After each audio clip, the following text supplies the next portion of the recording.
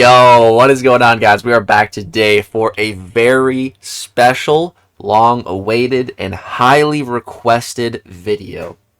Now, this all goes back months and months ago, dude, to August of last year. I was doing a top 8 in each class series with, top 5 7-stars in each given class and then 3 6-stars.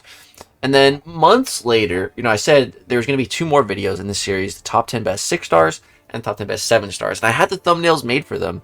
And it took me a while, but I did make the 6-star one, but then I just never made the 7-star one. And it's not that I forgot about it. It was always in the back of my mind. I just never ended up making it. And we kept getting different champions coming out that some of them did change things. And just some champions, my thoughts on them changed. So a lot has been happening in the contest. But here finally today, the end of February, start of early March of 2025, we're going to be ranking the top 10 best 7-star champions in the entirety of MCOC. All these whole 7-star pool of champs that I have, that I don't have, anyone who is available as a 7-star. Only the top 10. And this list is also going to be a great list for anyone, looking to get their next 7-star rank or their first 7-star rank 4. Any of these 10 champions, I think, are a great candidate for rank 4. The best of the best candidates in the whole game. Alright, so let's go ahead and get started. Before we get right into the top 10 list, we have a tied honorable mention in the worst class when it comes to 7-stars. And that is the skill class. Dude, skill class is garbage. Without going into too much detail on why it sucks, basically, they're missing Nick Fury, Kate, Kingpin. Some of the best skill champs in the whole game are not in the 7-star class. So that's really holding it back. So that leaves us with 2 standout options in the 7-star class. There's really only 2 champions here, and I think these 2 sit at the very top of the skill class, but both do very different things.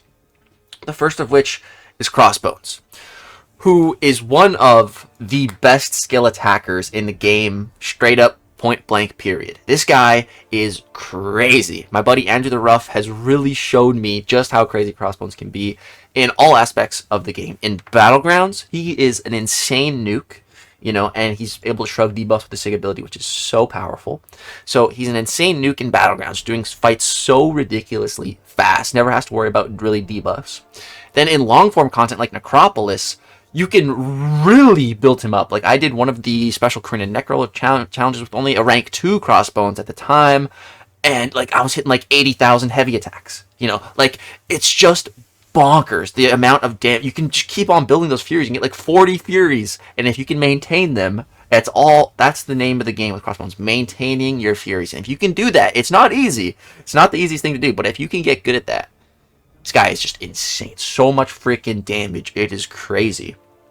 And then on the other side of that 7-star skill coin, we have Bullseye, my other honorable mention. Bullseye is amazing. Such a crazy busted defender, but there are more and more Bullseye counters, man. And, we have some really insane ones like Sinister. If your opponent drafts Bullseye, or if you have Bullseye and your opponent drafts Mr. Sinister, they're going to destroy that fight with ease. Sinister is such a freaking hard counter to Bullseye. It is crazy. But if they don't have a counter, Bullseye is going to pretty much win you the round, guaranteed. But, Bullseye is still very good on attack. He's actually a great option for the Ares boss just because he has always guaranteed perma crits, So when you crit with another champion against Ares, you do so much damage. When you don't crit, still do nice damage, but the crit multiplier is absurd. But Bullseye, he just always crits, so he's pretty nutty for that fight. Just always being able to crit is such powerful utility to have, man. It's so good. Bullseye is definitely underrated on the attack side of things. He's not bad. If I had gotten a skill 3 to 4 gem, it'd be Bullseye without a question all day for me because he's such a dual threat. Crossbones and Bullseye are tied for this honorable mention, but they both do, very different things. But yeah, there's no other skill champions on this list. That's them. They don't even crack the top 10. Alright, guys. So, getting into our number 10 spot. The 10th best 7-star in Marvel Contest of Champions as of 2025, in my opinion, is Enchantress, man. This champion has changed the game. Seriously. Like, we got last year. We was just the year of defenders. Like, we had Bullseye, we had Serpent, who were just both insane in the first half of the year. Serpent was just a whole thing. He never got changed when rebalancing. And then we got Enchantress. And when Enchantress first came out, some people thought she wasn't that good of a defender because you can nuke her. Like, you can fight her and it can go really, really well and really, really fast. With just the way that her AI is coded, there is seriously no guarantee that you nuke her. Her AI will just throw that special one whenever she wants, no matter how good you're playing, no matter how well you're trying to prevent the opponent from throwing their special by holding your block, which usually works. It just doesn't matter against Enchantress, bro. If she wants to throw it, she's gonna throw it. And oh my god, Enchantress, dude, she is on this list as a defender, primarily. Every other champion on this list, there's some other good defenders, but they're also really good on attack. Enchantress, I mean, she does have some capability on attack, but I think it takes a while to build up. It's also a little bit confusing, complex, but, I've heard of, some people bringing her to the Cullsworthy challenge, I think it was, for the Karina Necropolis challenge. I think MSD brought her for that. But, like, I heard other people, like, they brought her, and then they restarted and dropped her from the team. Because, like, she's just not worth it. And I've also heard that when you're playing her, they can make one little mistake, and then you have to start the ramp all over again. Like, it does not sound very fun. Doesn't sound very practical, especially on, like, a day-to-day sense. So she's here. She's 10th on the list as a defender. And she's that good of a defender. She's that game-changing. If I got a Mystic 3 to 4 gem, it was Enchantress. I wouldn't even have had to think about it. And it's just for defense. Put her on Battlegrounds, put her in Alliance War, and, if you get a rank 4 Enchantress, you're probably going to rarely ever have to fight her, because people are going to be banning her, which would be great, man. It would be nice to not have to worry about fighting Enchantress, because, like I said, there is no guarantees when fighting her.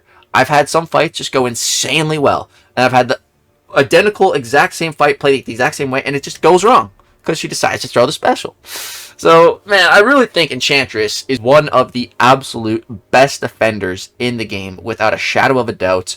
And that's just based off of her own base kit abilities. What really makes Enchantress scary is when those base kit abilities get boosted up by certain metas or certain nodes. Then she just goes from a difficult defender to like a nigh impossible defender in some scenarios. Like, it is wild, the amount of stuff in her kit. Every time she throws that special one, she gets 3 charges of either having to intercept her, interrupt the heavy, or knock her down. And then she also gets effects to prevent you from doing those things, like the Untouchable. And it's supposed to only be like a 30% chance, and yet you miss and you miss and you miss, and then you can't punish her heavy. And then she throws another special, and then you take damage, and then you just die. Like, Enchantress, man, she is something insane. Like, yeah, Enchantress is just wild, man. She is just wild. Easily one of the best defenders in the whole game right now. Easily. Top 3 right now, I would say. I think she's that broken, that insane of a defender. And for that defensive ability, pretty much alone, she is our 10th spot on our top 10 best 7-star champions in Marvel Contest of Champions. Alright, with our number 9 spot, we're kind of going the opposite side of the coin again, from kind of a pure defender to now a pure attacker. And that is, coming out of the number 9 spot, we have Diggity Dazzler, the first champion I have ever given a 7-star generic Awakening Gem to. So that alone should speak volumes to how good I think this champion is, man. Dazzler is just so crazy. Absolutely worth any type of Awakening Gem that you have, I think. I think she is that good, man. She could absolutely be worth the Awakening Gem, because just Sig level 1. Just Sig level 1. You get access to, during her hits, Dazzler takes no physical damage and instead reflects it. And the higher the Sig, the higher that reflect is. But just Sig level 1. And you take no damage from physical. Now, this this game has multiple types of damage. You know, there's physical damage, there's energy damage, there is direct damage. So, you know, Dazzler is only focusing on a subset group of types of damage. But, you know, physical is one of the most annoying, for sure. We got, like, Tuma, you know, Korg, lots of annoying skill defenders that have that type of thing. And there's lots of Thorns types nodes, you know. But I think there's some... Is there some that are energy-based now? I don't know. But this is a really nice thing to have. And then the second part of the Awakened ability is where you actually want to give some signature stones to, because it's also going to give her Pursuit. And what Pursuit does is it bypasses Evade. So Dazzler can become an Evade counter if she's awakened and sigged up a bit. It only lasts for 5 seconds, but you can retrigger this, you know, multiple times. And it's really, really great against champs like Bullseye, who have crazy Evade. So she's also immune to Nullify, which is great because she does have some buffs that she gains, so she's being immune to that is pretty nice. And she also turns, which was like a theme of 2024, of new champions just turning off masteries. You know, we had Serpent, you know, turning off Dex. We had Dust turning off willpower. We had Dazzler here turning off the stand your ground mastery. So that means you can basically just keep spamming heavies in the corner, so long as they don't have a bar of power to throw their special. You can just keep spamming heavies and you don't have to be in fear of being resisted. So that's cool, you know, and really powerful for champions just to turn off masteries. You know, that's crazy. But yeah, man, Dazzler, she takes definitely a little bit of getting used to, but once you get used to her, man, she feels really, really fun to play. It doesn't take that long to get good with her either. I remember, like, the day I did my first practice stream with her, within my first fight, I was already getting down the timing for, like, her specials for when you want to tap, a little tap game with the rhythm to build her up quicker. So a little bit of a skill aspect. Like I said, it's really not difficult to learn. Usually pretty much rotation is special 1, special 2, maybe 2 special 1s, special 2. If it's a really big health pool, you can go special 3, special 2. And her special 2, once you build it up, you know, you build up her charges. Then on your special 2, you know, you're getting Resonance, which gives you the champion's hits deal a burst of additional energy damage based on damage dealt. So, like, you deal a big number and then a big red number with this. You know, then you're also gaining Fury, you're gaining Prowess, you're gaining Unblockable, all this stuff. And it's all increased by 1% per tempo. And you can build up, your max tempo normally is 100. So you build it up to 100, all of that is being increased by 100%. And all of a sudden, whatever your opponent's health bar is, by the time you use the fully ramped up special 2, it is just deleted. And they are dead. Usually with quite a bit of overkill, man. Like, I remember fighting a Bullseye just the other day, and by the time I built up and dropped my special 2, he was dead by, like, the second hit. And then there was, like, so much more damage that I missed out on just because he's already dead. Just so much overkill. And that was, like, a rank 3 Bullseye. Man, Dazzler, she just has so much damage.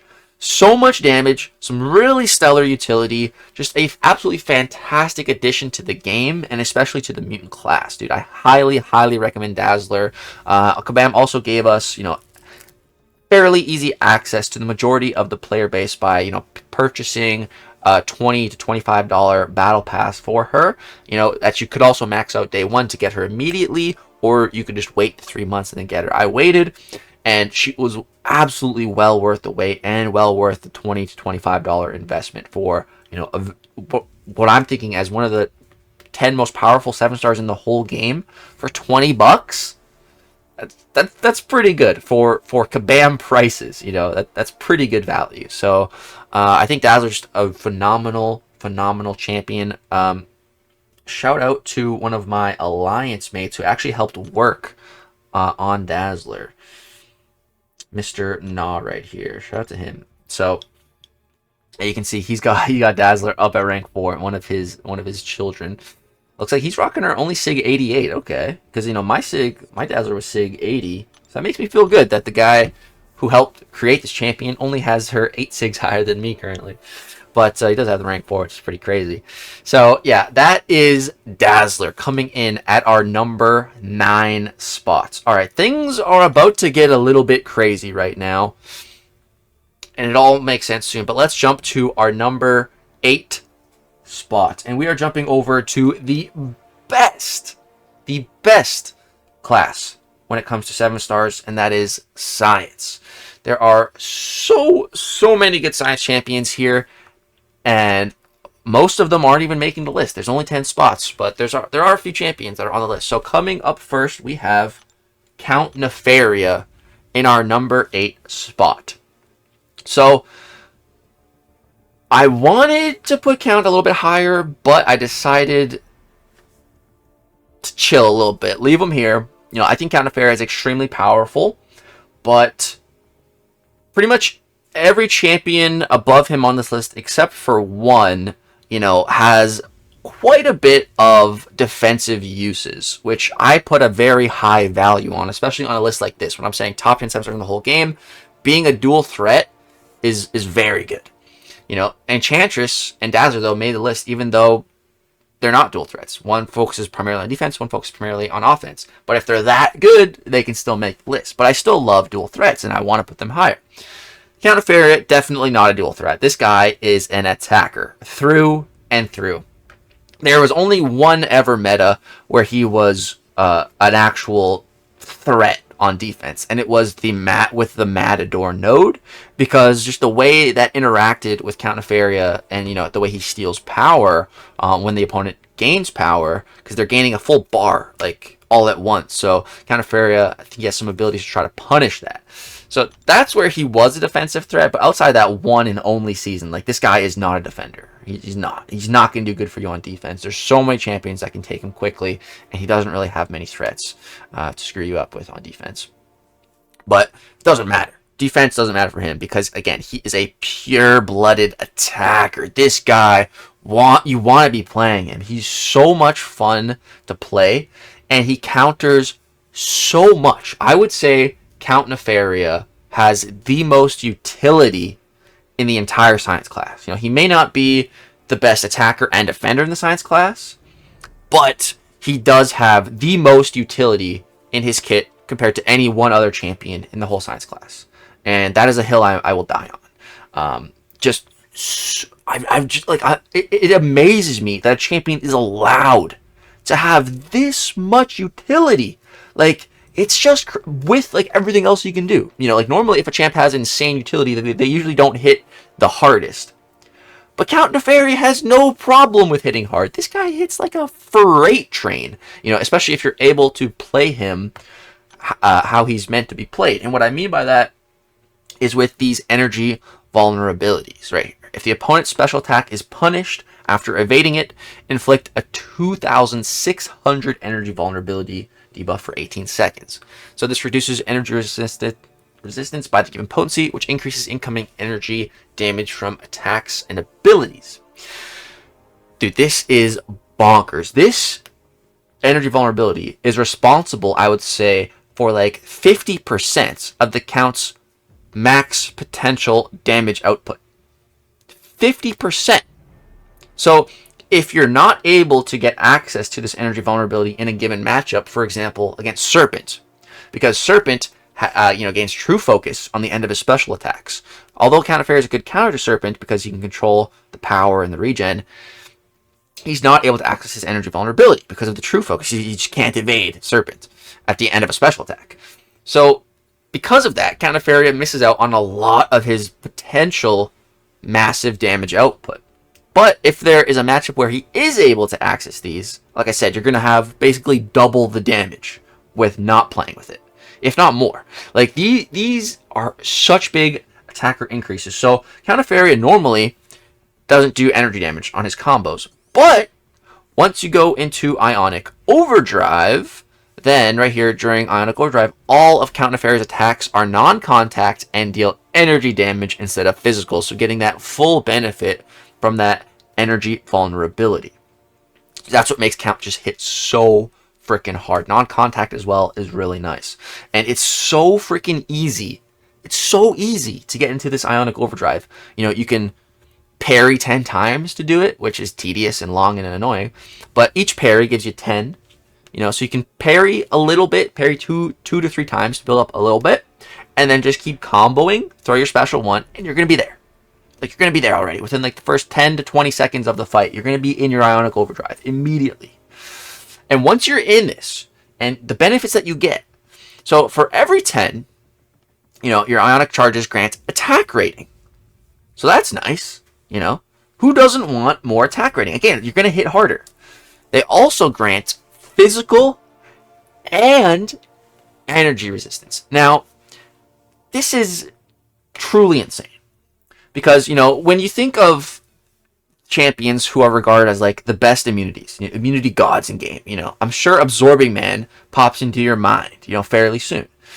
And for good reason. Absorbing Man is definitely some of the best immunities in the game, but he's restricted as a 6-star. And Absorbing Man, has a hard limit. He can only have an insane amount of physical or energy resistance at one given time. He can't have both. You don't just get both physical and energy resistance. That's too powerful. You need to be in a singular form to either focus on energy resistance or focus on physical resistance. And that's balance.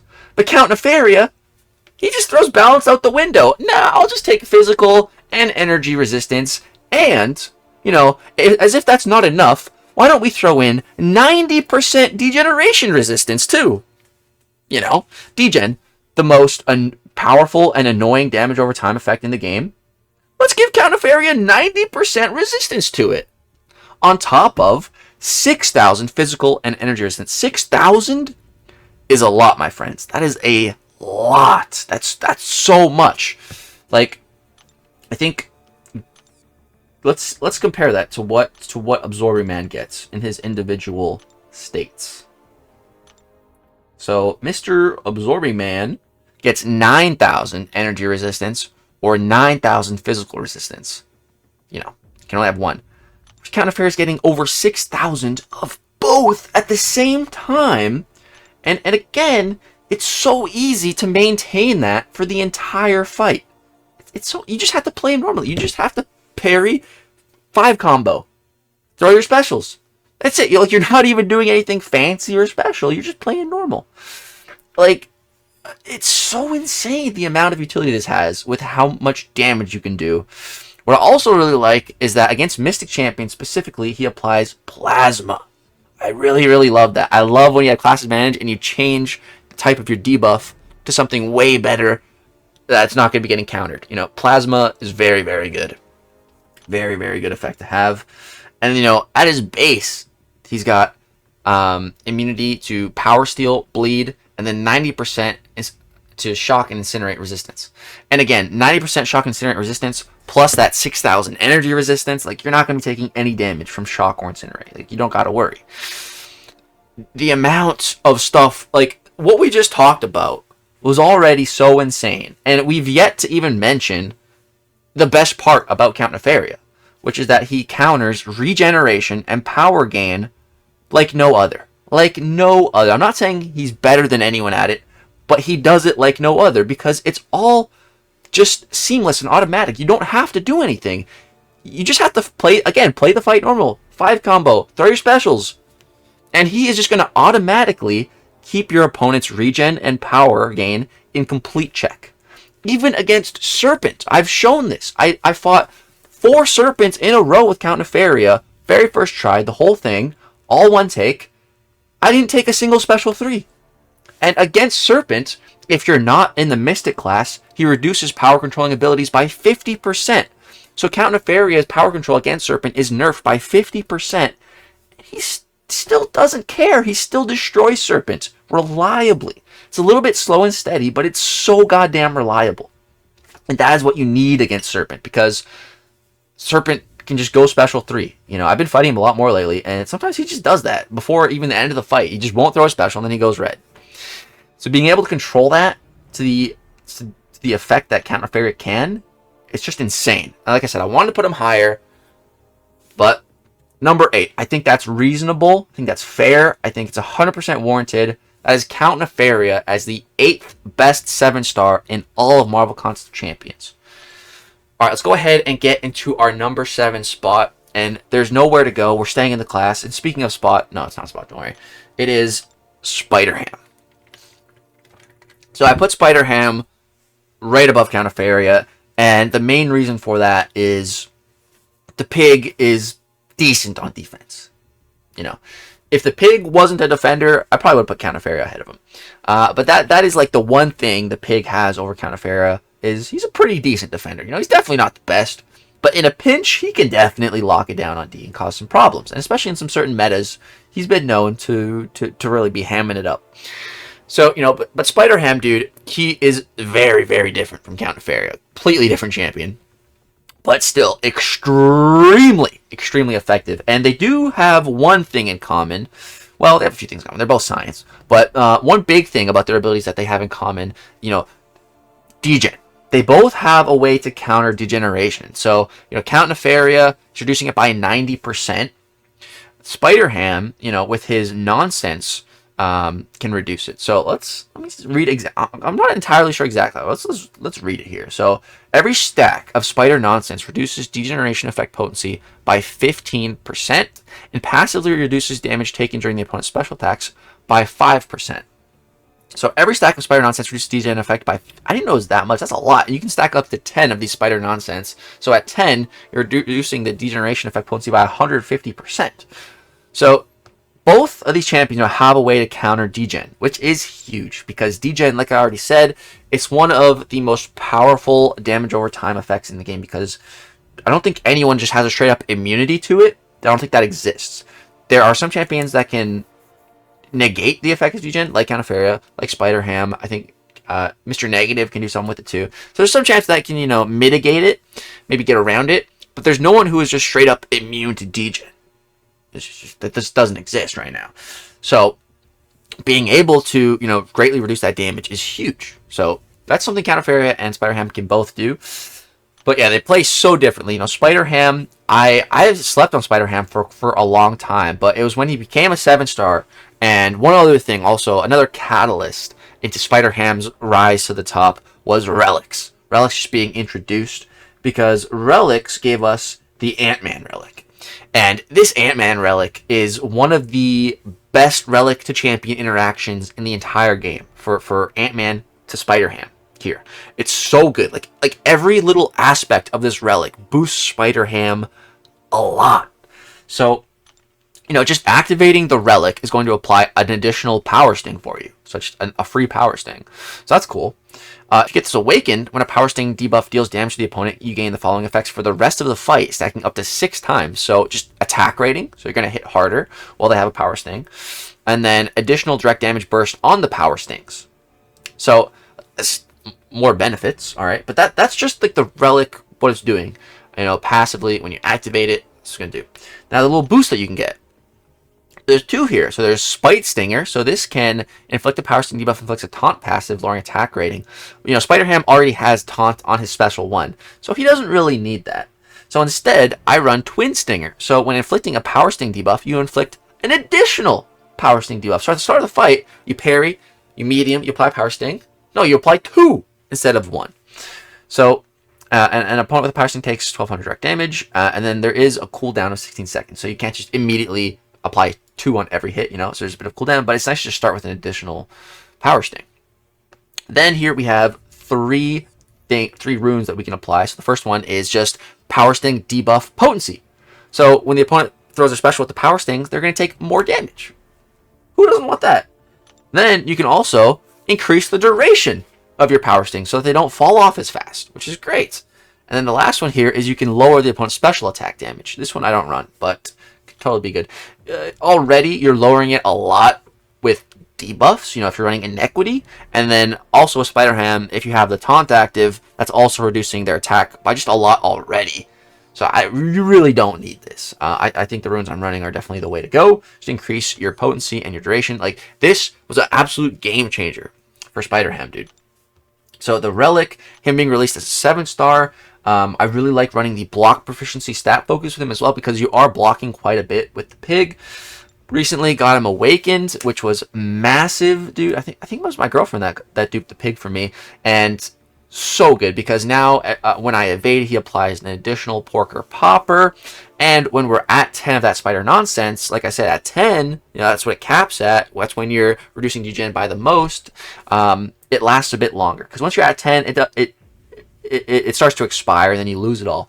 So with being awakened, it's going to last a little bit longer. Stay at that God mode 10 for longer, which is cool.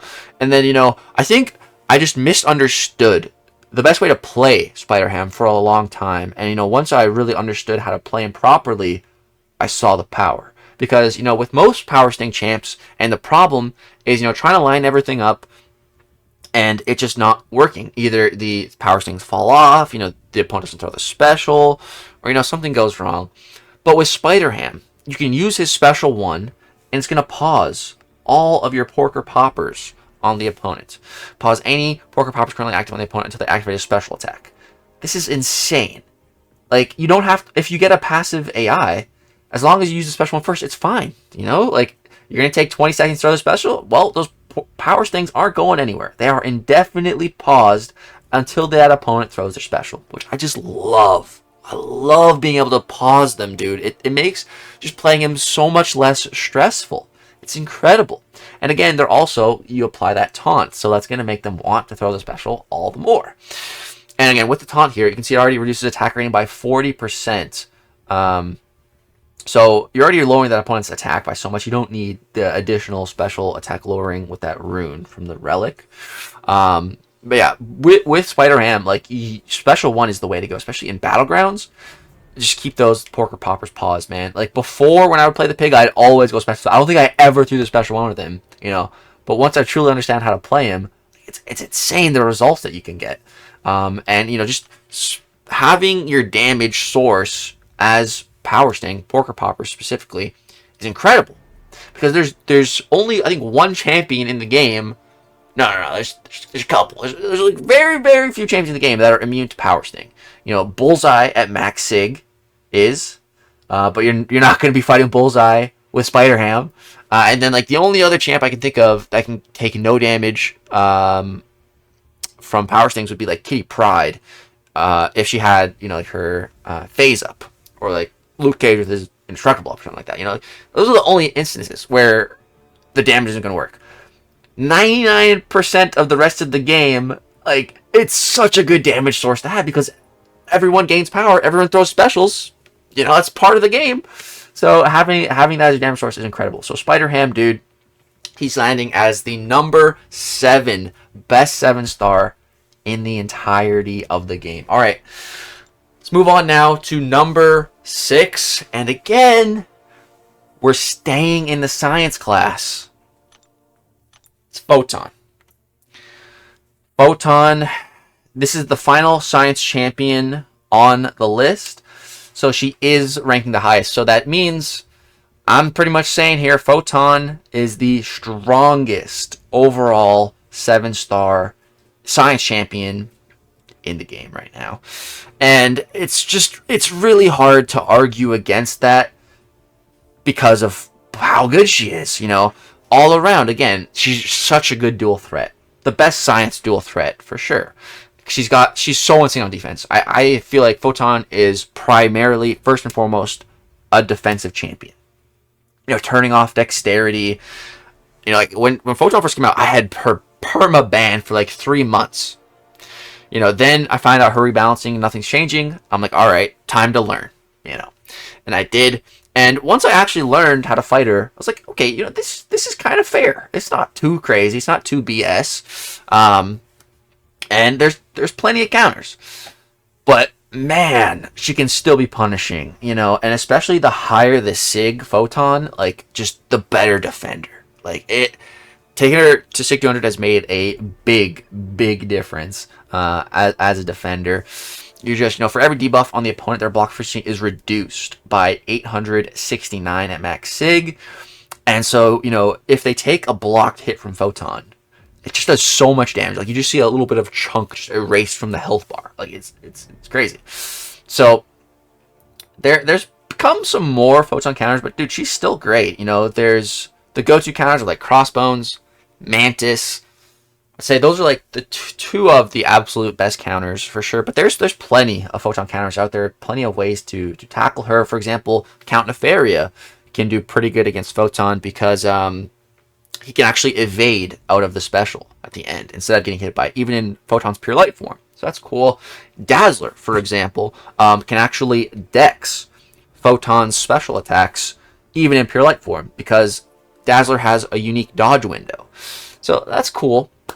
But, Photon is still definitely a big menace on defense. But the great thing is that even if you take away all of Photon's defensive abilities, her defensive... If we just forget about Photon as a defender, she's still an incredible champion, dude. She's so good on attack, actually. She's really, really good.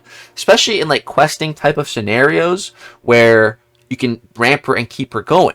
Like Alliance War is a great example. I used Photon a lot, actually, in Alliance War, and she actually really surprised. I don't think I ever died with Photon in War. She just felt very, very safe, sturdy to play in a plethora of different matchups. She's always applying so many debuffs. So again, if you're running that Inequity Mastery, you just feel very safe and secure when playing her. She also has some nice safety nets in play with an Untouchable.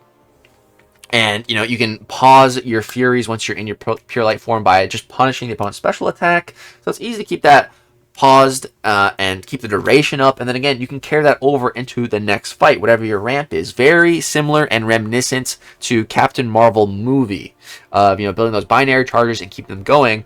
But it's so much easier for Photon to build them. With Captain Marvel, it was a big pain. You'd have to parry a whole bunch or be taking a bunch of energy damage to really rapidly build up your charges. But with Photon, you just parry, combo, play her normally, and the charges naturally build, which is nice. You don't have to go out of your way to do something to build them up, which is great. And, Photon just has a lot of different stuff in her kit. She does have immunity to bleed, which is nice. There's not...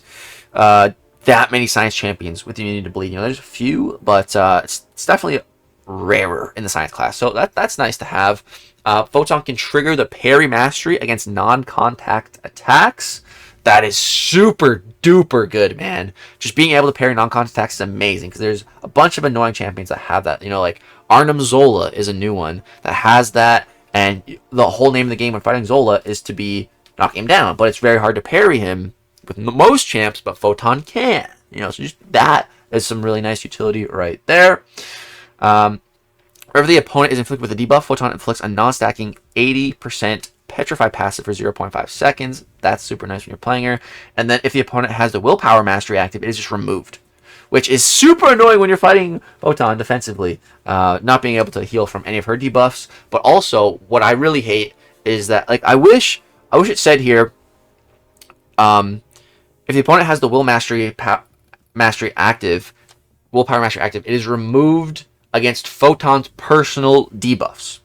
But I wish it would still work against other debuffs. If there's another debuff from a node, Photon just completely stops your willpower healing on that too, which is just crazy. So much. Like we talked about, 2024 champions just turning off masteries. Or I think Photon was actually 2023, the end of 2023. Yeah.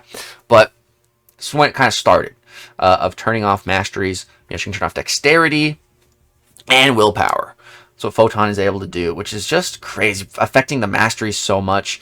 So Photon's medium attacks bypass miss, which is great. I learned that the hard way, trying to fight her with Spot. It kind of works, but it's inconsistent because sometimes the medium attack comes and then you counter miss. So that is very nice that her mediums can do that. But once she's in her pure light form, that's expanded to all attacks. She just bypasses miss when you're pure light, so that's really great. She applies all these different debuffs that all do different things. One of my favorite ones is the Sunder here, which she applies on her heavy attack. Now, this came in super duper clutch on my free-to-play account, actually.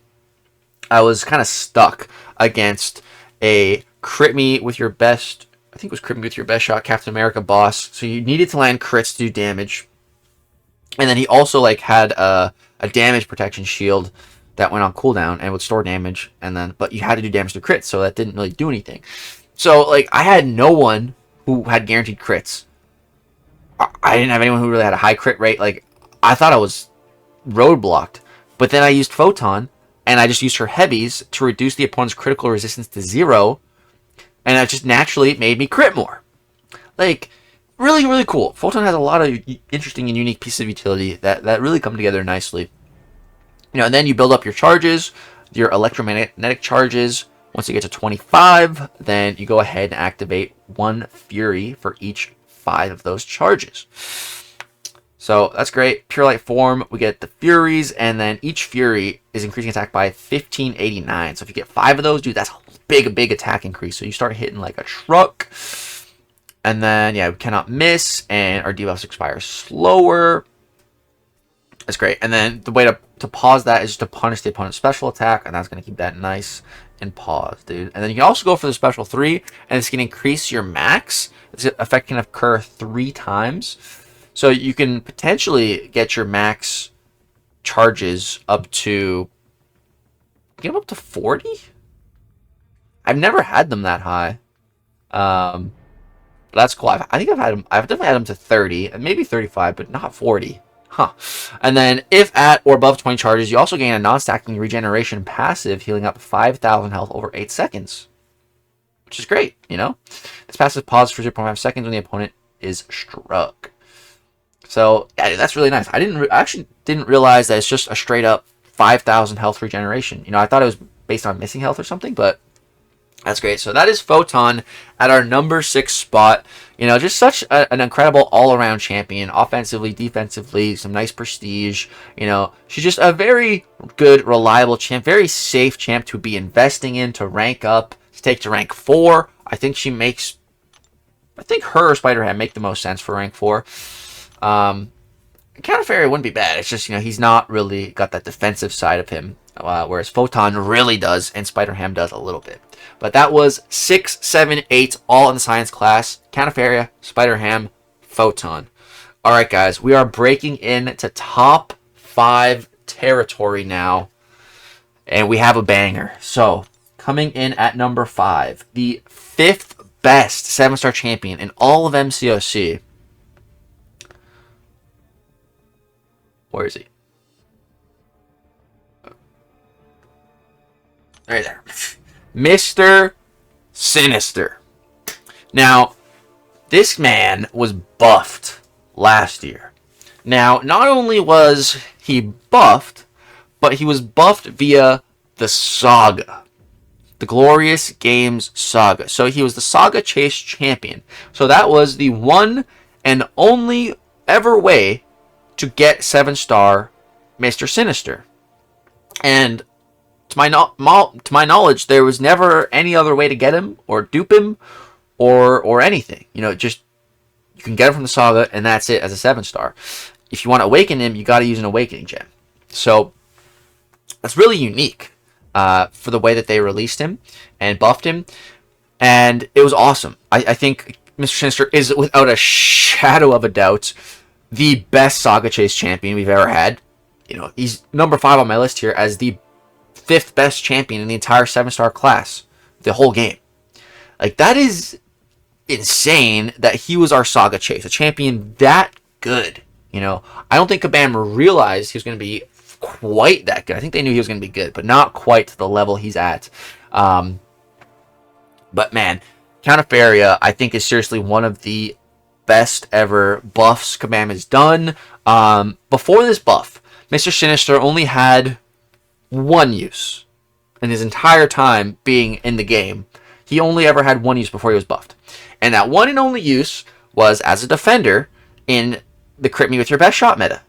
That's it. You know, when we had the season to qualify for the Battle Round Brawl, the in-person tournament, that was the crit me with your best shot meta, and I had my Mr. Sinister ranked up at that time, and unless they had someone who could heal block him, like, he's just the best defender. He's crazy. So that was literally the one and only thing he could do before he was buffed. Then he got buffed. And now, like, he can do pretty much anything. Like, seriously. Mr. Sinister now, after his buff, is a great defender, just period. Always. Not just in crit me with your best shot. He's just a good defender now. You know, especially with the way his signature ability works. And there's definitely an RNG aspect in fighting him now. So you definitely want Mr. Sinister awakened, and you definitely want to sig him up. The higher, the better. And it's where the RNG comes into place here is he has 5 different abilities here. You know, each for a corresponding class. He doesn't get one against tech champions because it's class advantage, but against mutant, skill, science, mystic, and cosmic, he gets something. Now, some of these aren't really too big of a deal. The mutant one gives him prowess, the skill one gives him precision, the science one increases his regeneration rate, the cosmic one gives him a fury, increasing his attack, which are all good. But the science one I've heard is bugged from Kabam. Nothing is increasing Mr. Sinister's regeneration rate currently, and he's this good. So he should actually be regenerating more, potentially, if he wasn't bugged. Which is insane, because he's already so good right now and already regenerating so much, but besides the point. But there was one I didn't mention here. That's the Mystic one. The Mystic one is by far the best. So it's combat power rate. What that means is just when you get attacked, when you attack the opponent, you gain power. That's what that is, that combat power rate. So with this, you increase it at SIG 69 by 10%. At SIG 200, that doubles to 20%. And you can trigger, 3 random of these 5 effects, and it can be multiple of one. So for example, let's say Mr. Sinister is signature level 200, and then let's again say that he triggers 3 of the mystic ones at the start of a fight in a Battlegrounds match, and Mr. Sinister is placed on defense. So now he has 3 of those mystic passive buffs, which give him 60% more power rate. So when you're hitting him, like, one combo is going to give him a bar of power.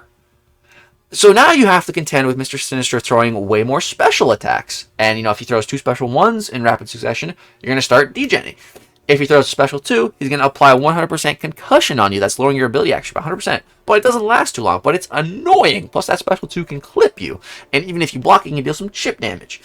So, like, the RNG aspect of this Awaken ability on defense can be just crazy, but this is great on attack as well, dude. Especially if you get the mystic ones on attack, like, you just get more combat power. You're gonna, for example, let's say you're fighting a bullseye, you're gonna get to your special one quicker. It's incredible. This Awaken ability is so good, so worth giving him any kind of an Awaken gem, a mutant, a generic, anything. He's worth it. I gave him a Glorious Games Saga Awakening gem, I think it was, that I had originally bought for Count Nefaria, but I ended up awakening Count Nefaria from a crystal, from an early access crystal bundle. Got really lucky on that, and then I was able to give the Awakening gem to Mr. Sinister instead, which is awesome. And both Count Nefaria and Mr. Sinister are landing on this list. Back then, when Count Nefaria first came out, I probably would have been surprised if I knew Mr. Sinister was going to be this much higher than him on the list. But, Mr. Sinister is just such a dual threat again, and I'm telling you, dual threats are the absolute way to go for your first rank 4, man. It's just, in my opinion, it's the best choice to make for your first rank 4, because then they're just usable and viable pretty much everywhere.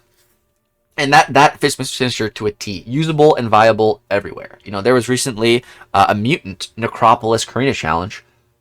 Absolutely bring Mr. Sinister, dude. He's so insane for it. He also has a bunch of synergies that can... First of all, he had synergies, pretty good synergies. And now he's getting... There's more. There's a recent synergy that just came out for him to make his degen last longer or something. There's also a synergy to increase the potency of his degen. Like, Mr. Sinister, dude, I love this guy. He's so freaking good. I think he is definitely the second best option for rank 4 in the mutant class, after we all know who. But I think he's a tremendous rank 4 option, dude. Such a good one. Just really loving Mr. Sinister now. He can... When you throw the special 1, you purify any and all debuffs on you. So let's say you have degen debuffs on you, incinerate debuffs on you, cold snap debuffs on you. Like, throw your special 1, boom, they're all gone, and they're all now on the opponent. But before Mr. Sinister was buffed, he would throw those debuffs back on the opponent how they were. So, if you had incinerate and cold snap on you, and you throw your special 1, you would throw the incinerate and cold snap onto the opponent. Now, that wasn't good, because some champions, for example, Human Torch, apply the incinerate. If you throw that incinerate back on Torch, that just makes him stronger. Giving him the smolders. That was a very popular strategy to fight Mr. Sinister in Abyss way back in the day, when Abyss was actually relevant content. But now, he just throws degen. And like we've already said countless times in this video, degen is very powerful. There's only a few champions in the game that can even counter the effects of it. And there's no one who is straight up immune to it. So, this degeneration is so powerful, and then you can just pause, hold your heavy, and you're pausing the stun and the degen. And if you're in an area where there is no type of limber, then you're able to parry, charge heavy, pause it, pause the degen, knock them down, and then immediately charge heavy again, and they'll still be stunned and they'll still have the degen, and you can get 2 full pause windows out of it. If you're in a PvP setting with opponents that have the limber mastery active, you're not going to be able to reliably do that. But like in questing, totally do that. In Acropolis and game content, totally do that. But in Battlegrounds, you do need to be a little bit careful. But it's fine. He's still incredible and very fast for Battlegrounds, and easily, without a shadow of a doubt, the #1 best bullseye counter in the game. That is Mr. Sinister. There's no one in the game who's a better counter. I remember when Sinister was a buff announcement was coincided with the release of Negasonic Teenage Warhead, and she was gassed up to be this incredible bullseye counter, and yet no, the brand new 2024 champion pales in comparison to the buffed god that is the Saga Chase Mr. Sinister when it comes to bullseye. Like, he already just heals crits. Bullseye has guaranteed crits, so he heals like whatever bullseye can throw at him, he heals it. And then he throws degen on him. Like, it's one of the best hard counter matchups in the entire game. It's fantastic, and Bullseye, is one of the craziest defenders. He made an honorable mention on this list. So to be able to just hard counter one of the hardest defenders, insane. Mr. Sinister, man, cannot say enough good things about this guy. I absolutely love him. He's so powerful. He made me break my vow of I was trying to have completely unique rank 3s between my accounts. But on Leg Spiker, I just took Mr. Sinister rank 3. Because first of all, I didn't think I was going to get him as a Saga Chase on my free-to-play account, and I somehow ended up getting him still. I had just enough tickets to get him. And he was that good. I'm like, screw it. I'm taking rank 3. No regrets. No regrets. That's Mr. Sinister, bro. The 5th best 7-star in all of MCOC. And one of the greatest buffs ever. Now, the next champion we're going to talk about has also been buffed. And this one might just be the #1 best buff of all time. Some people say that's Magneto, but I think it's this guy right here, bro. Juggernaut. Juggernaut has always been in game since I started playing. He's always in game, and so way back when, Juggernaut was actually a defender, and he wasn't a very good one, but that's what he was. He was a defender. I had ranked him up as like a 5-star or something at one point for defense, for Alliance War defense on like the old OG map. I vividly remember doing that. I vividly remember fighting Juggernaut in Alliance War on that OG map. The way he worked, it was essentially if Juggernaut was awakened, he started unstoppable, and then every time he would throw a special attack, he would go unstoppable again for a short duration, and you would pretty much just have to wait it out. Because back then, there was no slow, there was no grit, there was no way to attack an unstoppable opponent. There just wasn't. So that's the way Juggernaut was for years and years and years and years and years. And, Juggernaut, in the comics, I learned, holy crap. It was especially when I was watching the X-Men show, and I really got to see, the entire X-Men can't even beat Juggernaut. They need to just, BFR him, Battlefield remove him. They can't beat him. He's too powerful. When I think I remember hearing, a Juggernaut could take the Hulk, and I was like, wait, what? And I remember, reading a battle of them. I'm like, holy crap, dude. This Juggernaut guy is insane. And it's because he's powered by Sidorak. Sidorak is this insanely powerful entity. And, Juggernaut has his gem powering him up, making him essentially, invulnerable. So then Juggernaut got buffed, though, dude. And this buff was just, Kabam now has in place a program so when they buff a champ, that champ can still be subject to rebalancing. And I think Juggernaut is probably the #1 reason why they implemented that. Because they don't want to just buff a champ and make them so over-tuned and broken and then not be able to change them, and that's exactly what happened with Juggernaut. And so Juggernaut, not only did he win the lottery on his buff, he also won the lottery on the timing of it, because what also happened was he got his own relic.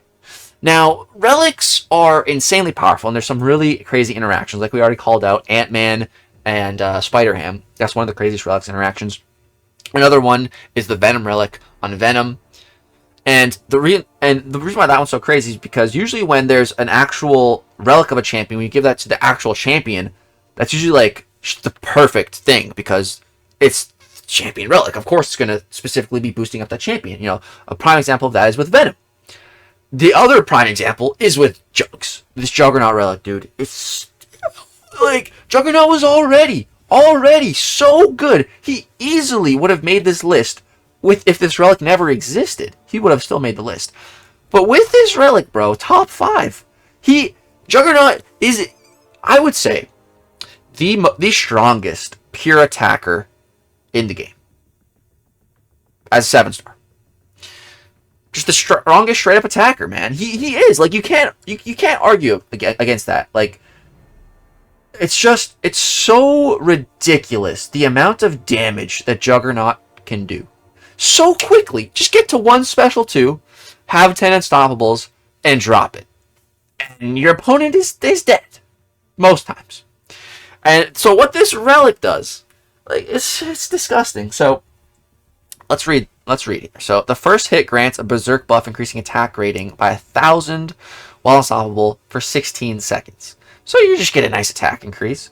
So then if you awaken the relic, you get the Crimson Avatar. So landing an unstoppable hit grants the following effects for the rest of the fight, stacking up to 10 times. So plus 224 damage on unstoppable hits and plus 1% buff potency. So you're going to get this with pretty much the first like 10 seconds of the fight. Once you do 10 hits, you got this maxed out already. So that's just more attack, more buff potency. And then there's the runes. So this rune right here is so insane. Like, as if Juggernaut was not already broken enough. Why don't we give him regen? Let him heal, you know? Like, why not? Let's give him regen. So gaining an unstoppable effect grants a rejuvenate passive, increasing regeneration rate by 9% for 16 seconds. So you get a nice little burst of health, heal up. And then here you have, there's lots of good runes here. There's 3 good ones here. So you can go for increased regeneration potency. So that's going to make the regen that you get up here stronger. Or you can go for a more damage focused runes and go for the combat power rate. So again, each hit you're just going to gain more power. And then you can also gain fury effect potency. So like any one of these 3 are good. But if you want to focus more on just like damage output and going fast, this is the way to go. Combat power rate and fury potency. So the fury buff that you get on the special 2, it's going to be even stronger, and you're going to get to that special 2 even quicker with this relic. It's so bonkers, dude. It's so freaking bonkers the amount of damage Jugs can do, and the way he just shrugs everything off because he's unstoppable.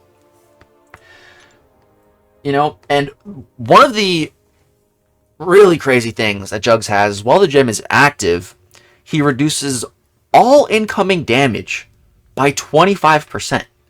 Now, I didn't know that for a while, and I think it was Andy that told me, because he was using Jugs with Suicides, and I'm like, you know, isn't Suicides not that, or the Recoil Master, isn't that not really great for Jugs, you know, because he has no immunities, and you want to be throwing specials with him. And then Andy's like, nah, man, he takes minus 25% less damage from Suicides. And I'm like, what?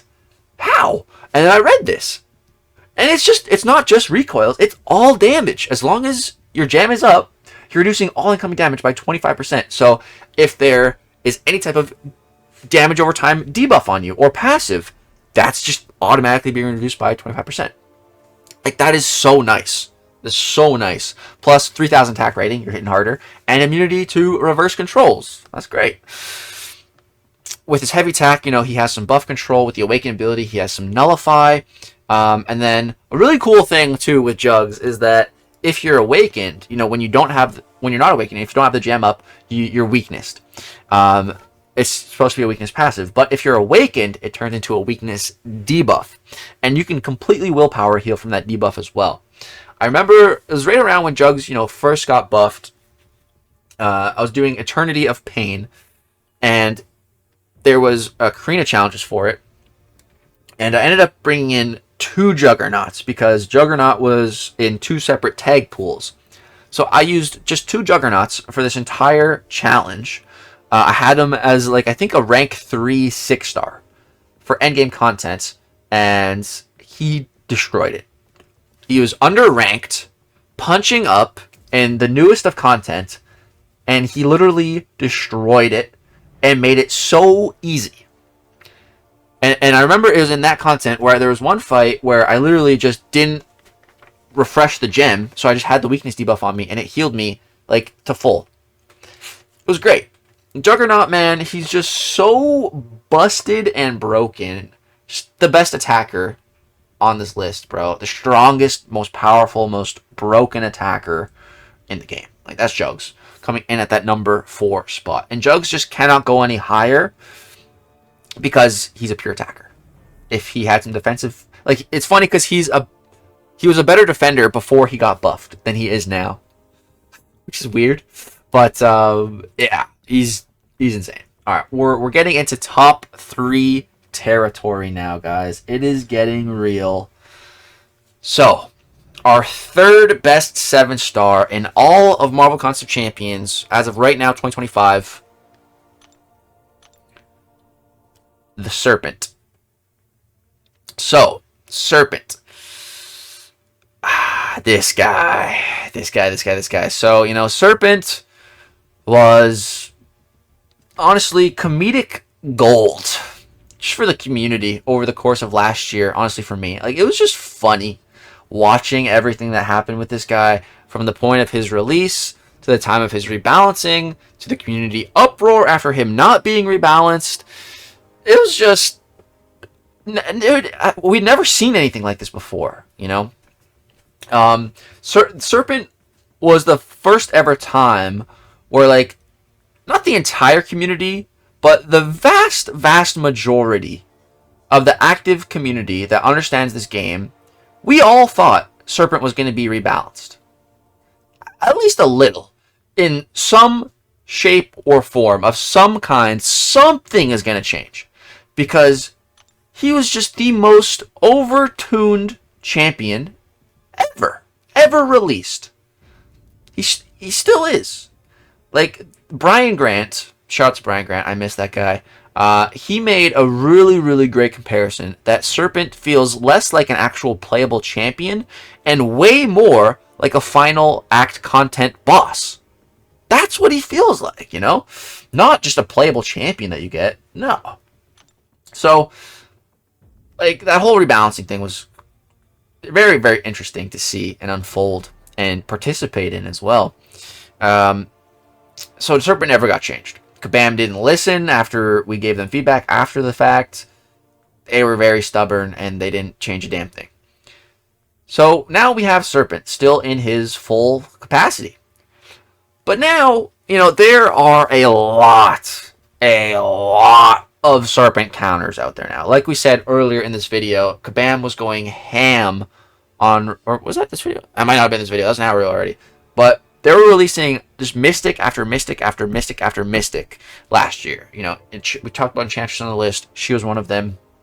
Enchantress was like the only Mystic champion released that wasn't focused on countering Serpent. You know, then we proceeded to have Purgatory get a buff. She became a Serpent counter.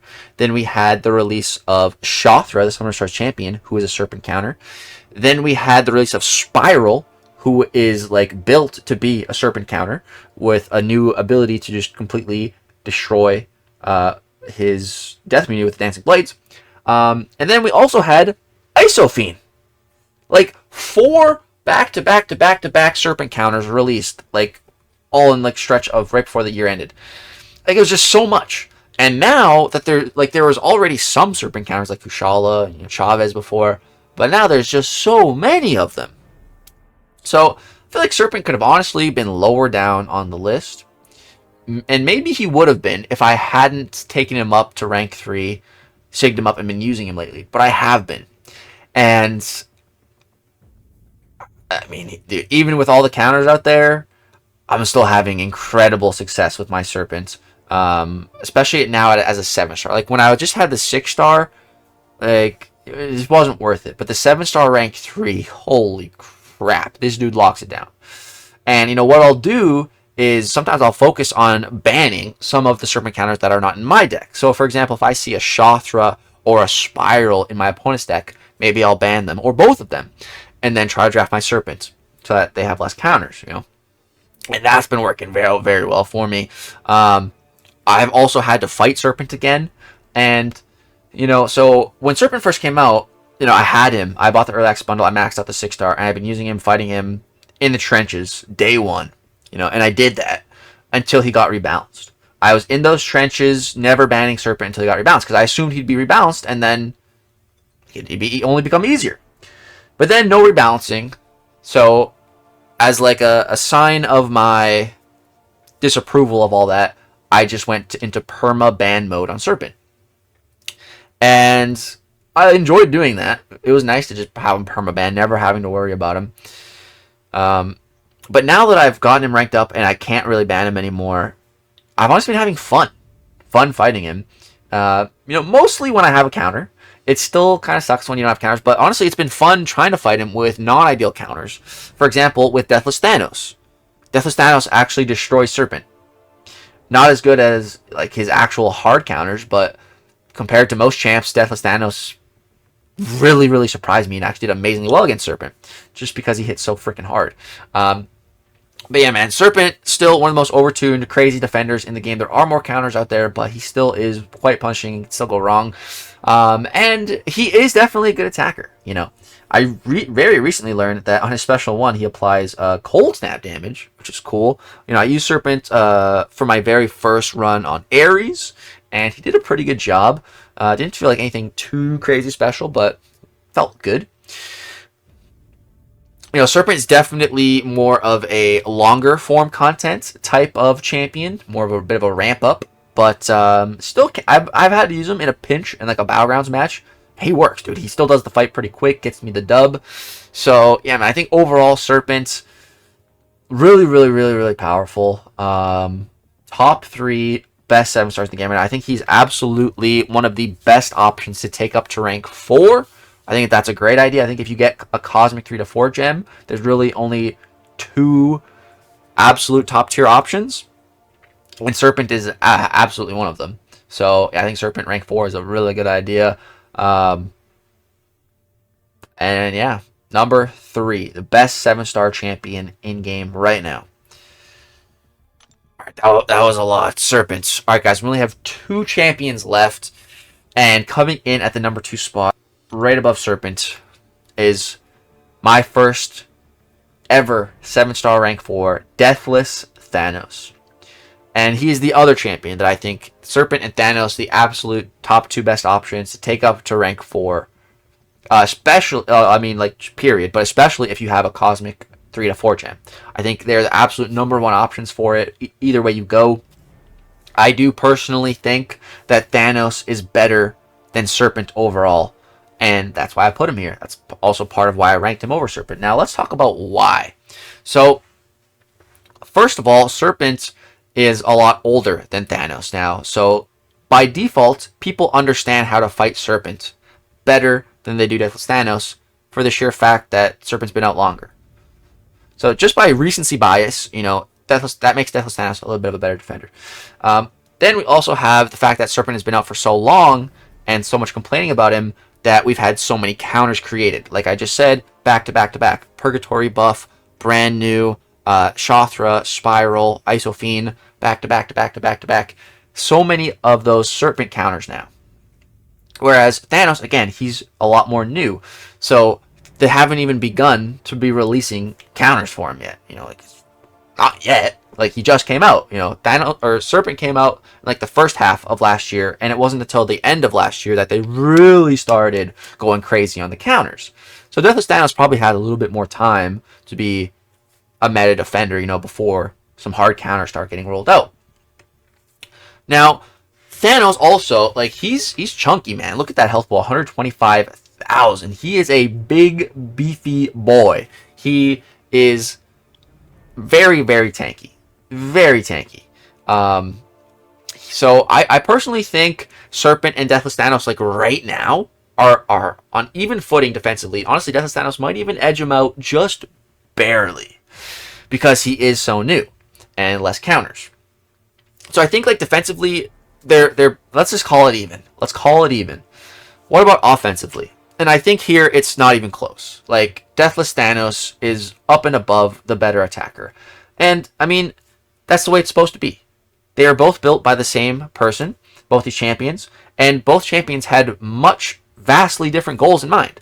Serpent was designed to be this crazy obstacle of a defender.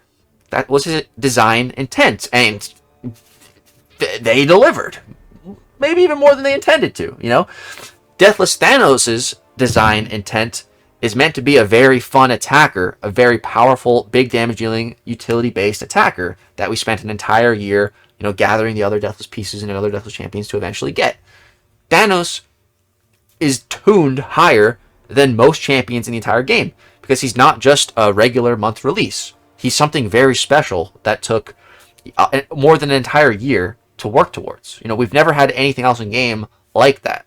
So I think Deathless Thanos absolutely should be better than Serpent for those reasons.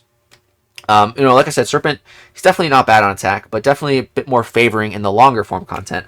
Whereas Deathless Thanos, he does not care. He does not care if it is a short fight. He does not care if it is a medium fight. He does not care if it is a super long fight. Deathless Thanos is going to excel in any one of those scenarios. It does not matter to him, you know. With the Awakened ability, the very first fight that he does, he starts with 30 of his necrotic energy, which normally you start with none, and it takes a little while to build up. So every fight in Battlegrounds, for example, you start with this. That's insane. That's so freaking insane. What you can do is start a fight if you have 30 of these necrotic energy. You can immediately go for a heavy attack and immediately armor shatter and armor break your opponent. So right off the bat, you're getting a massive damage increase. And if you're fighting someone like, for example, Killmonger, you just turned off all of his abilities by armor breaking him. And Killmonger is definitely not the only champion in the game that has a weakness to armor break. There's plenty. So, like, that is amazing. That is so amazing. Now, there's another part of the Awakened ability here. So, personal protections gain plus 1% flat potency per necrotic energy. Now, Thanos, you can think of his protection similar to that of Thing. You know, very reminiscent of that. And Thing also has a similar ability in his Awakened ability where the amount of rock stacks add to that protection percentage. So, Deathless Thanos has it. So, what you can do with him is just save up your necrotic energy so that you can really be protected. I'm not recommending this, but it's definitely something you can do. There's so many different ways to play Thanos, so many different things you can do with him. Absolutely love it. Another part of the Awakened ability is personal effects expire up to 40% more slowly and gain up to 100% increased ability accuracy, scaling with necrotic energy. These bonuses have half potency at 0 energy, so that's not bad either. So Thanos has some great immunities right out the gate with Poison, Cold Snap, and Frostbite. Dude, Poison is like one of the best immunities to have in the whole game. Like, just, it's one of the one half of the recoil masteries, and is also the worst part because it's permanent. And Poison also has a side effect of reducing healing percentage as well. So to be straight up immune to Poison is incredible, and then to also be immune to Cold Snap and Frostbite, so good. I mean, that makes you an Iceman counter, which isn't a big deal. What really is a big deal here is that Kate Bishop cannot take him as a defender. Kate Bishop is one of the most broken attackers in the game. The reason why she's not on the list is because she's not a 7-star. If she was, she'd be on the list 100%. But yeah, she is an incredible attacker. So for her to not have any access to fighting Thanos because of that cold snap, I mean she could, but it's not going to be good. So that's really great to have that cold snap. We need to protect him from such a powerful attacker, meta attacker. And so, first time each fight Thanos loses a multiple 25% of his health, he gains 4% protection passive for 2 seconds. Pause during the opponent's special attacks and unaffected by ability accuracy. So Thanos, you know, he gains very, very, very easy openings with his counterpunch charges. Now, this has always made champions very good. You know, Quake, Ghost, these are champions that have been highly regarded as some of the best champions in the game in their primes. Why was that? Well, they did a lot of damage, a lot of utility, a lot of brokenness. But what something Quake and Ghost both have in common that they introduced was a unique and safe form to start combos. you know, outside of the traditional just parry, intercept, bait heavy, you know. Quake, you could just charge her heavy. With Ghost, you could phase, take a hit, and retaliate. With Deathless Thanos, you have your counter punch, which, fun fact, also counts as an intercept. For any of those types of nodes, he's going to work for it, which is nice. But, so, you know, and there's twofold what you get when you counter punch. So you get the opening to start your combo. Actually, it's threefold. You get your opening to start the combo. You apply a panic debuff to the opponent, which prevents evasion and miss. Some great utility there. And then the third effect is that you put a pause on yourself on your effects. So that pause will work on your Fury buffs, which you can gain up to a max of 8, and then also your Armor Break, Armor Shatter that we just talked about that you can activate at the very beginning of a Battlegrounds match. You can apply that, and then the moment you counterpunch, it's paused, so you don't have to worry about it. Now, like we said, you have the Armor Break, the Armor Shatter, the 8 Furies. Deathless Thanos' damage output is bonkers, dude. Like, he's hitting so hard with 8 Furies, Armor Break, Armor Shatter. Like, 40,000 medium crits. Like, as a rank 3, high 30k crits. Like, it's just so much damage, so much utility, so easy to play him with those counterpunch. Like, it just makes playing him so freaking easy, dude. All you have to do is hold block. They hit you, you combo. You pause your effect. Like, it's so stupidly easy. And then, you know, the only downside to counterpunching is you take some block damage. Well, that's okay, because Thanos on his special one gets a Genesis passive, healing the amount of damage that you're dealing. Which is freaking awesome. It's not based on missing health. Nah. You just heal. Let's see here. The Genesis passives passively generate 2% of all damage taken by the opponent. You're just healing, man. It's great. And then, you know, for longer fights, you can totally go for the special 3. That's going to apply an indefinite corrosion passive. So just some guaranteed 100% permanent for the rest of the fight. Guaranteed damage over time. Passively. It's not a debuff. So nothing's immune to corrosion right now. So that's cool. Deals physical damage. And then also, if you just throw the special 3, you definitely want to do this more in longer term fights. But it says here, it'll draw out the Evolution Stone to permanently increase the maximum necrotic energy by plus 20. Additionally, he gains 1 more energy when striking the opponent with a medium attack. So your total cap of max energy is increased, and you just gain that energy quicker now throughout the fight with your mediums. So it's awesome, dude. It's so awesome. I love Deathless Thanos so much. He was my first rank 4 without a shadow of a doubt. He was the #1 champion in the entire game that I wanted to take up to rank 4, and I'm just so happy. So perfect for me. There was only one other champion in the entire game that I wanted to take to rank 4. I wouldn't say even as much as Thanos. It was second to Thanos, but a champion that would be as worth it to take to rank 4. And that is the one and only champion that we have left to talk about today. And that, of course, is Spot. No, just kidding. Onslaught. We all saw that coming.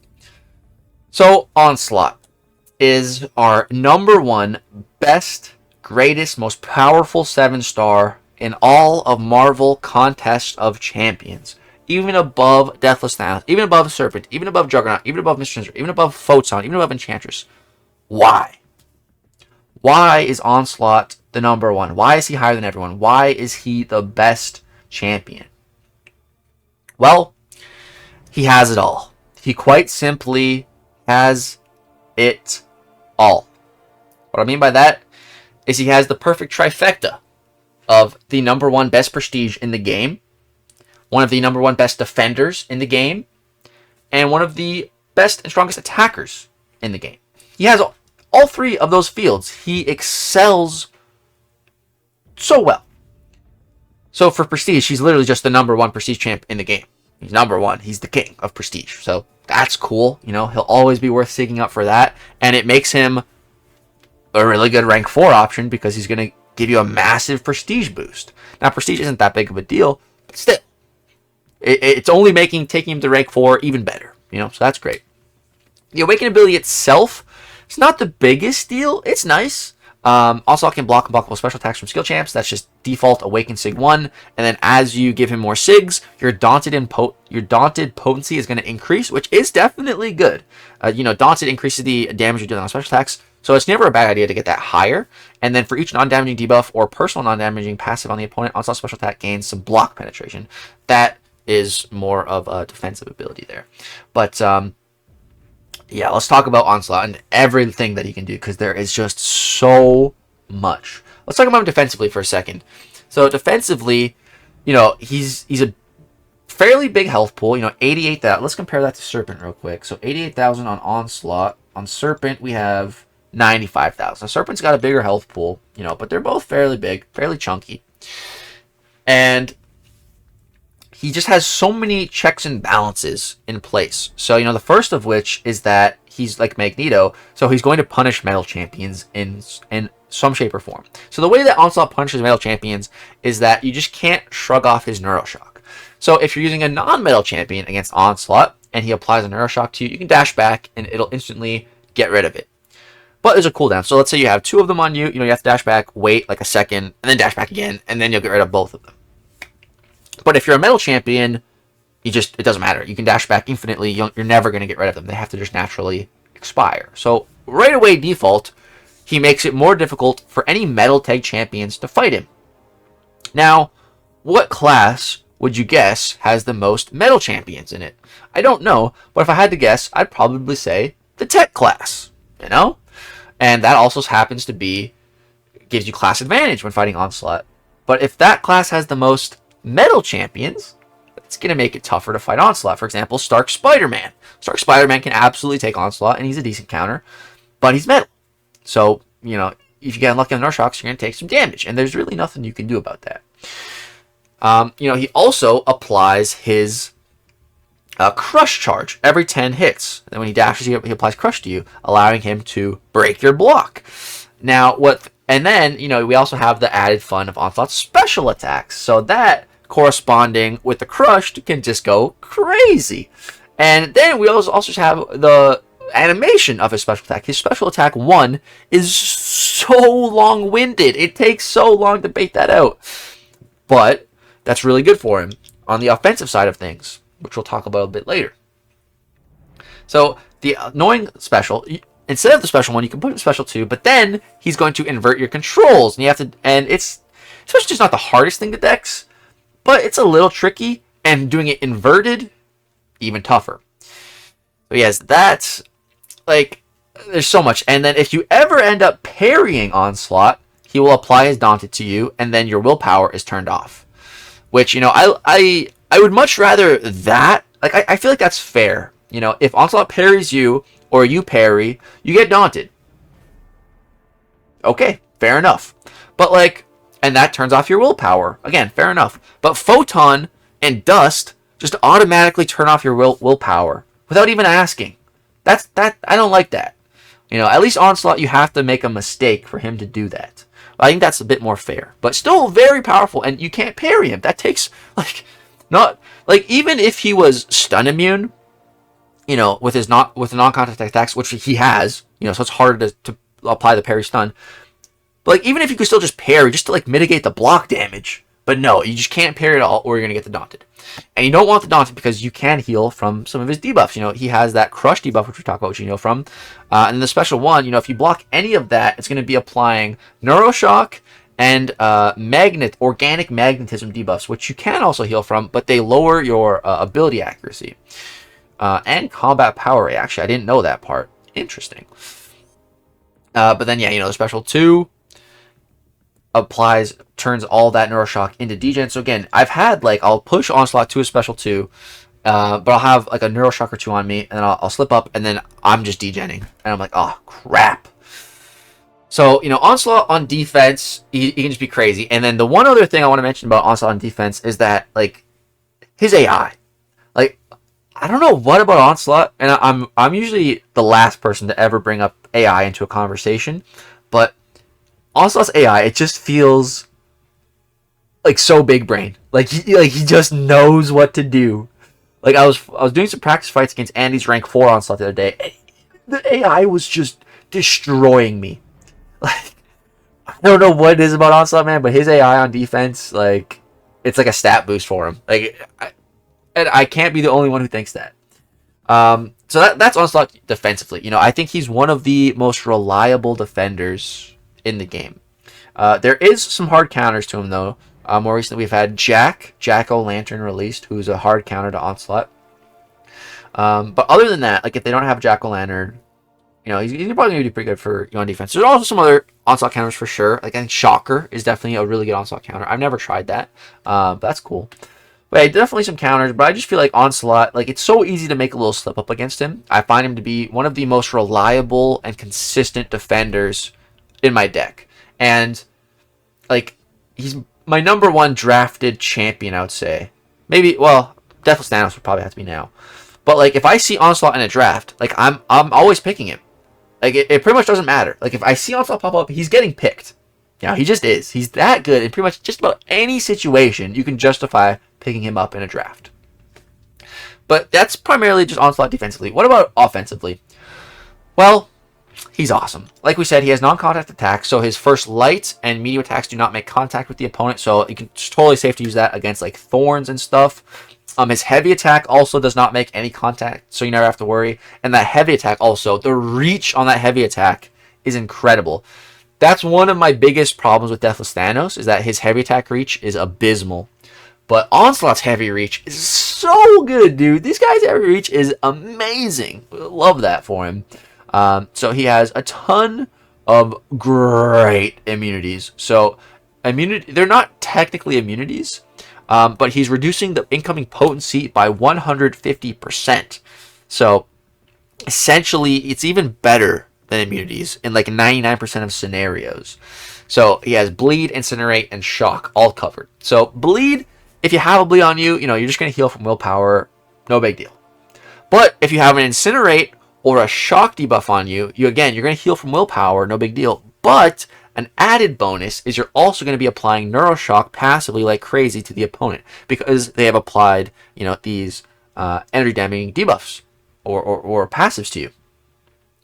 And notice how it says Bleed, Incinerate, Shock potency, not Bleed, Incinerate, Shock debuffs. So it doesn't matter if it's debuff, passive form, whatever, it's fine.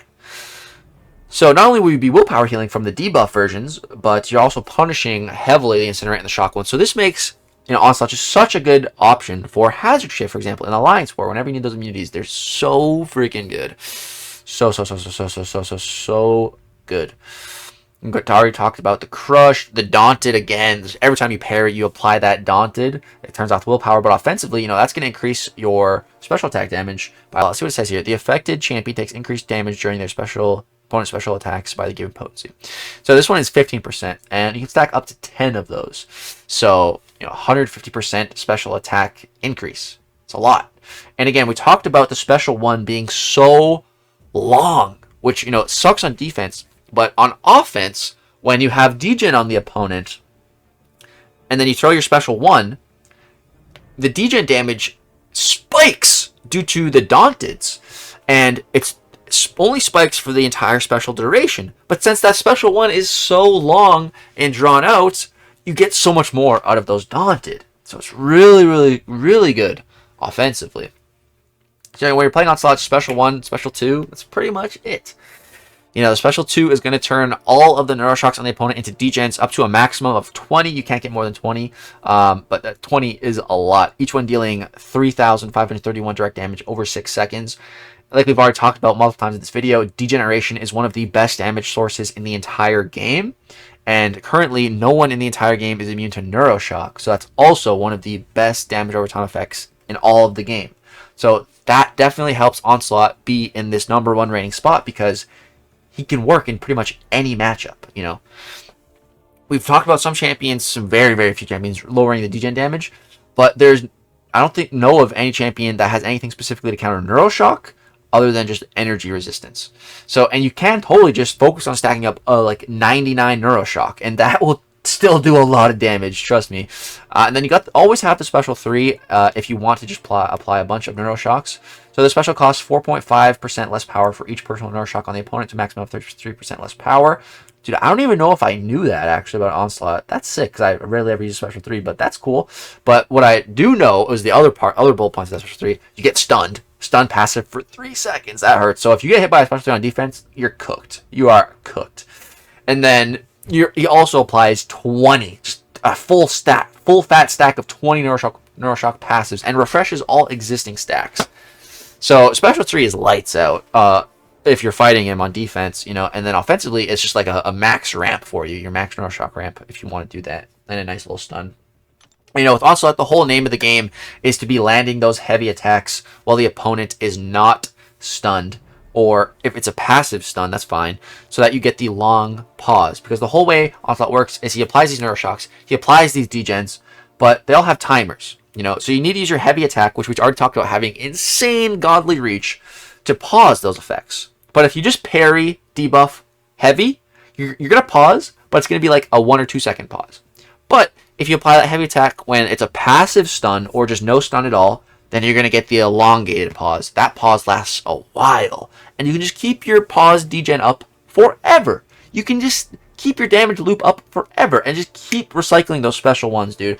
You know, we had the Mutant Karina Challenge for Necropolis, and it was just so much fun using Onslaught, dude. Like, destroying Airwalker with Onslaught.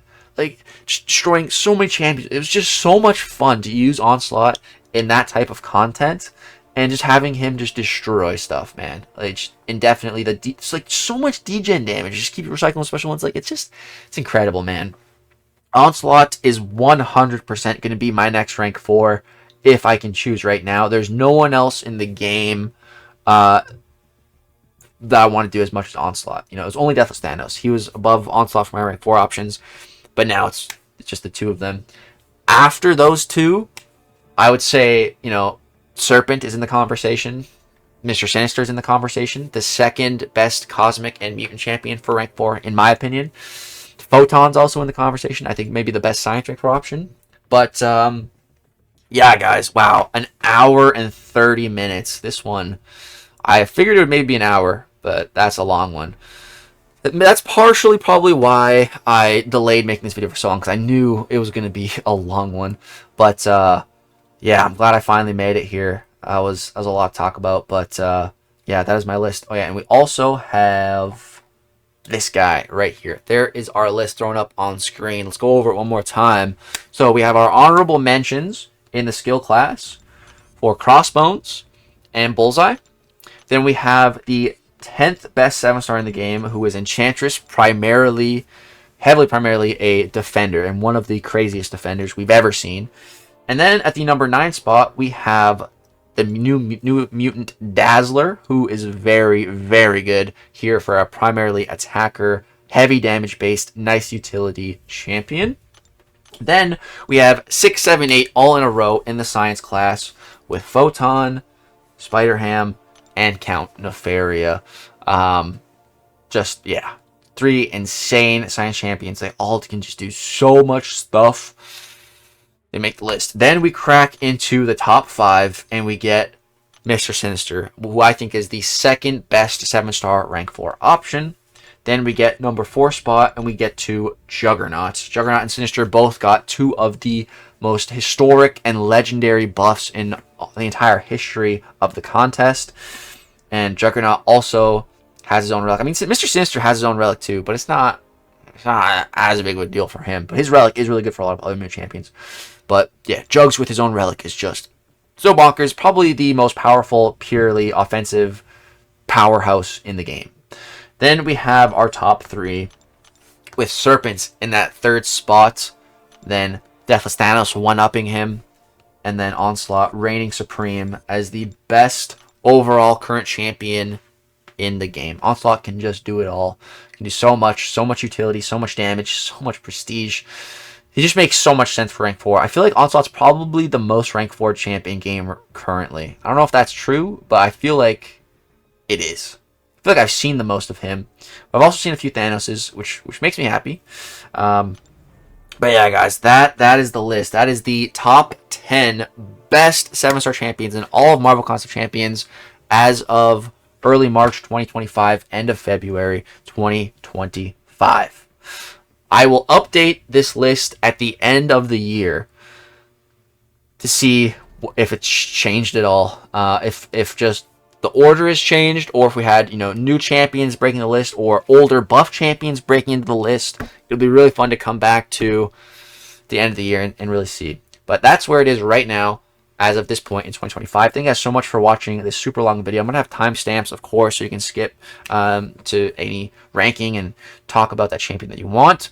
But I would highly, highly appreciate and request you just dropping a like rating on the video. It really helps me out. Makes me know that this hour and a half was worth it. And also subscribe to the channel if you are not already. If you want to see more content, we're going to keep uploading every single day for the rest of 2025. Thank you guys so much for watching. All of the support on the channel. You guys have been going crazy. I love you guys so much. Hope you have a great, wonderful day. Peace. Oh yeah, and also drop me your top 10 best 7-star champion list from your opinion in the comment section down below. I'd love to hear what you guys are thinking. All right, peace.